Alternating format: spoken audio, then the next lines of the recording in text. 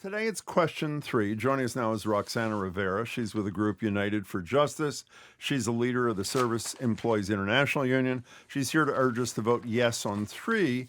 At the heart of the question, whether drivers for rideshare services like Uber and Lyft as independent contractors should have the right to unionize. Now, as for the representatives for vote no, and they've been here all week, there isn't one here. We did reach out to the Massachusetts Fiscal Alliance, which wrote the no argument for the Secretary of State, but they declined to participate. And interestingly, Uber and Lyft appear to be staying out of the fray, but we'll discuss that with Roxanna in a minute. So now joining us on Zoom is Roxanna Rivera. Roxanna, thanks so much for your time. We're glad to have you.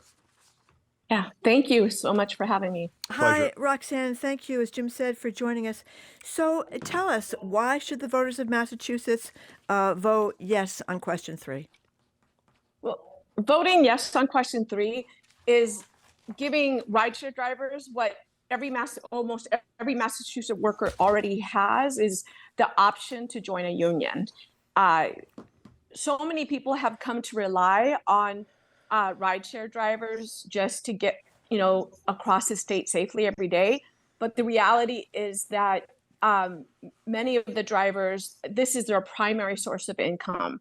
80% of the trips are done by full-time drivers. That means that they have to work up to 70 hours a week many times to make ends meet. And so that there is no other way for these drivers to be able to have this option. There's no federal process for these rideshare drivers, as well as no state process. And so yes on 3 would give them that option to join a union, and then would give them the power to be able to negotiate directly with the companies to talk about their pay and working conditions. So, but just to be clear, though, we would be if the yes vote prevails, we'd be the first state where people who are not formally employees would be able to unionize. Is that right? So we will be the first state where rideshare drivers will be able to have the option to join a union, because nowhere in the country our rideshare drivers have the option, because they are not covered under the National Labor Relations because Act they're not by employees, because they're not technically found to be employees, right? There's two different issues on the issue of the federal, right? They are not covered by federal law. To be able, that gives everybody here in Massachusetts a right to join a union. Mm-hmm. So let me, just a little background. I don't want to get lost in the weeds, but I think it's important. We've discussed this with the Attorney General when she's been on the show, but the Attorney General had a lawsuit, starting with Attorney General Healy, by the way, before she was governor, that would have, if successful, would have made the drivers technically employees. This AG, Andrea Campbell, agreed to drop it, in return for which the rideshare companies dropped their ballot question that would have formally I guess, and forevermore, unless the law was changed, made rideshare drivers independent contractors. Their pay went up. They got paid sick leave, paid family and medical leave, though they would not be technically employees. Were you happy with the deal that was cut by the Attorney General for the rideshare drivers? So we're glad that the Attorney General helped workers avoid a worst case scenario if basically the companies would have gone through with the ballot measure that they were proposing to do. We believe what the AG got to an agreement with the companies is a start, but in setting some basic standards in this industry, but it didn't address fully the reality that these drivers face. Like what? It doesn't account for all their time worked. So all the wait time between getting rides is not basically covered. And so that's why they have to face the reality of working up to 70 hours a week just to basically be able to make enough money to provide for their families. It doesn't account for all the out-of-pocket costs, right? Which you're talking about: the car, the maintenance, the insurance, the tolls, the gas, and folks invest, right? They invest capital in getting a car in order to do this at the very beginning. And so that is a constant weight on the drivers. And so that's why we believe that they need to have the option to join a union to be able to make further improvements. But the Attorney General's settlement was a start, and that's, we are happy that she's actually supporting this ballot initiative, and she's said, directly to the companies that she does see our ballot initiative as an extension of her settlement talks. We're talking to Roxanna Rivera, who is the lead person for Yes on question 3. Roxana, just to elaborate a little bit on what you said, and correct me if I'm wrong, but as you said, the $32.50 hourly wage that came from the settlement is only when the drivers are actually driving people around while they're waiting to get another call, or they're not getting that wage. I understand it. Plus, they don't get any unemployment or workers' comp.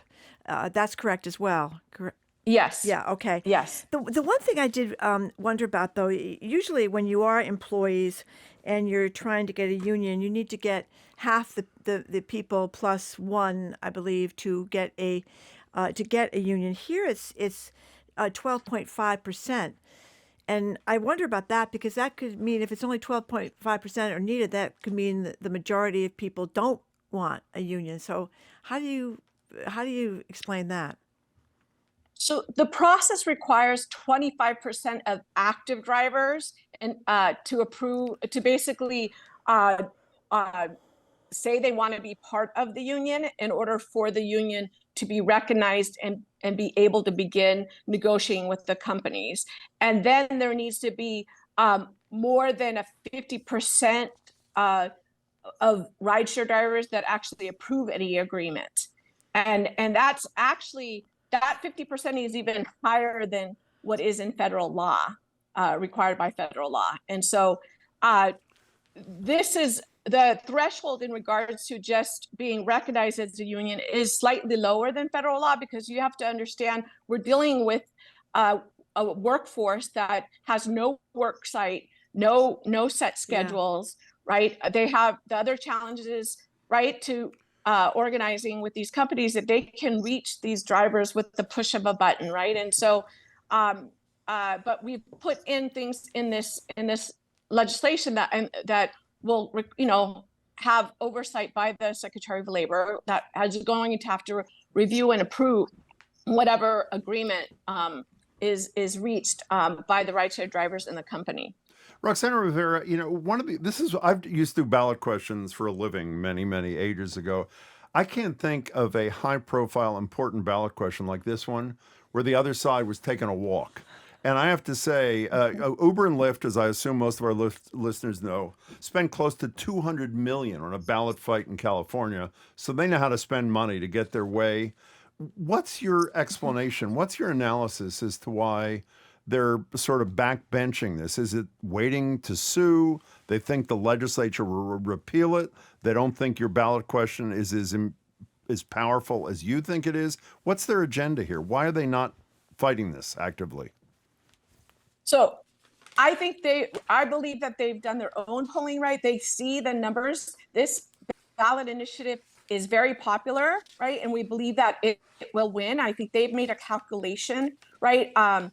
The popularity of unions, right, is at an all-time high we haven't seen in decades. So I think they've made a calculation in a presidential election that this is not the moment in which they want to take the fight on for the rideshare drivers. But we do expect them fighting the rideshare drivers and all the next steps that we have to do to actually, for drivers to even be recognized and then actually have to negotiate a contract. And we also believe that the Attorney General's recent settlement also helped in deterring the companies, initially coming out forcefully opposing this ballot initiative. But again, they're going to continue, and we expect them to fight drivers if we win this ballot measure. Roxana, Tufts every year, Evan Horowitz, who does the work for Tufts, puts out an analysis of all these ballot questions, and Evan did one for question 3 as well. And his arguments for the no side, which is not what you want, obviously, one of them is the question of cost, how much more consumers would have to pay for Uber and Lyft drivers, and Uber and Lyft has done a wonderful thing, actually, to reduce the incidence of drunk driving, which is a great thing. But what about the cost? What do you tell voters about that? So Uber and Lyft, they want to keep their customers happy, right? They've already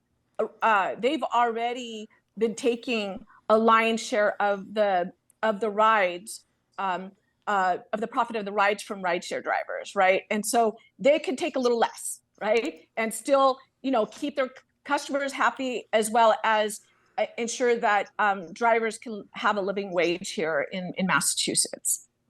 Roxanna Rivera, one of the last things from me is in light of the fact that you'd be doing, if you prevail, a groundbreaking thing for unionization in the rideshare industry.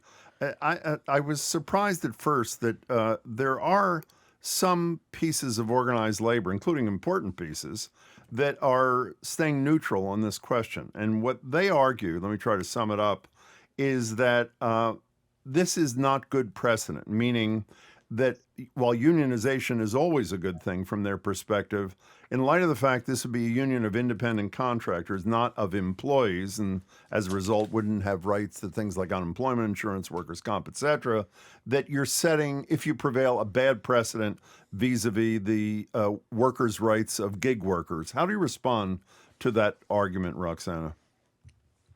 So drivers are hurting now, right? And this is not the first time that Massachusetts has addressed a similar situation for a workforce. So home care providers and child care workers were in the same predicament, where they were not covered under federal law and so they didn't have the option to form a union. And so Massachusetts legislature gave them that right. And again, they had this is not a shared work site, no set schedules, right? Tens of thousands of workers across the state. And because that was done, we have improved the care industry, right? For the clients as well as the workers. And we think that we can do that same thing here with this, new industry with, for not only drivers, but for passengers as well. So, Roxanna, ordinarily I'd say, okay, for the no side, why don't you go first and tell us why people should vote no? Rebuttal. But they are not here. So why don't you take 30 or 40 seconds and just give us a recap. Why is a yes vote the correct vote for the voters of Massachusetts, Roxanna Rivera? So it will give rideshare drivers what already is guaranteed to most workers here in Massachusetts, which is the option to form a union. And so this, again, rideshare drivers are hurting. They are having to work up to 70 hours a week just to make ends meet. It is their primary source of income. And so we want the public to basically give them, the option so that they can sit down with the companies and talk about the issues that affect them so that they can take care of their families here in Massachusetts. These are tens of thousands of working families. There are 70,000 workers here in Massachusetts that operate for these rideshare companies. Wow. and that are registered with the Department of Public Utilities, right? And they're largely immigrants and people of color, right? And it's not only pay issues that they deal with, it's also just how these giants like Uber and Lyft operates, right? So one of the biggest issues is deactivation. There is unfair deactivations where there's no process for the driver to be, and that's what we want to put in place, right? If we can get to negotiating with the companies around a process that's fair to the drivers, as well as make sure that it keeps safety first for the passengers. We appreciate that. Roxanna Rivera, thank you so much for your time. We really appreciate it today. Thank you. We have been speaking with Roxanna Rivera from United for Justice, arguing in favor of question 3, whether to allow rideshare drivers the right to unionize. Representatives against question 3, as Jim said, declined to join us for this debate, but Roxanna did, so again, we thank her very much.